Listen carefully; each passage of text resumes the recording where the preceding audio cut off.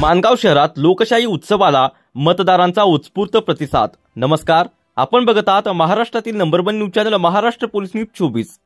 श्रीवर्धन मतदारसंघाच्या सार्वत्रिक निवडणुकीसाठी माणगाव तालुक्यात सर्वत्र बुधवार दिनांक 20 नोव्हेंबर 2024 रोजी उत्साहात व शांततेत मतदानाची प्रक्रिया पार पडली। यावेळी या लोकशाही उत्सवाला सर्व मतदारांचा उत्स्फूर्त प्रतिसाद मिळाला होता। या दरम्यान तालुक्याचे उपविभागीय पोलीस अधिकारी पुष्कराज सूर्यवंशी व माणगाव पोलीस निरीक्षक निवृत्ती बोराडे यांच्या मार्गदर्शनाखाली तालुक्यात सर्वत्र चोख पोलीस बंदोबस्त ठेवण्यात आला होता।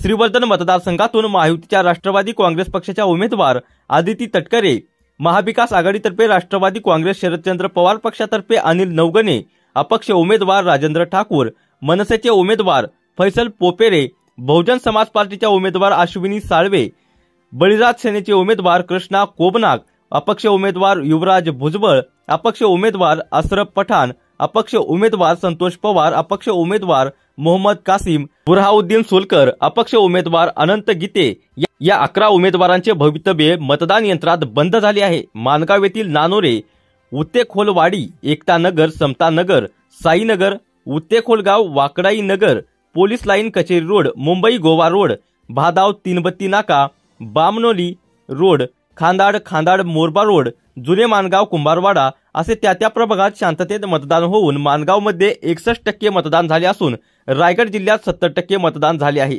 दरम्यान निकाला अगोदरच आमदार आदिती तटकरे भरघोस मतांनी विजयी झाल्याबद्दल हार्दिक अभिनंदन असे बॅनर्स माणगाव शहरात झळकत असल्याचे चित्र दिसत आहे।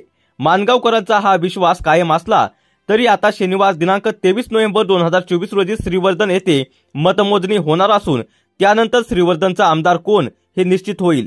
या मतदारसंघाच्या निकालाकडे सर्वांचेच लक्ष लागून राहिले आहे। महाराष्ट्र पोलीस न्यूज 24 साठी रायगड जिल्हा संपादक उत्तम तांबे। अशाच नवीन अपडेट जाणून घेण्यासाठी आत्ताच सबस्क्राइब करा महाराष्ट्र पोलीस न्यूज 24 या न्यूज चॅनलला। व्हिडिओ आवडला असेल तर लाईक, शेअर आणि कमेंट करायला विसरू नका। धन्यवाद।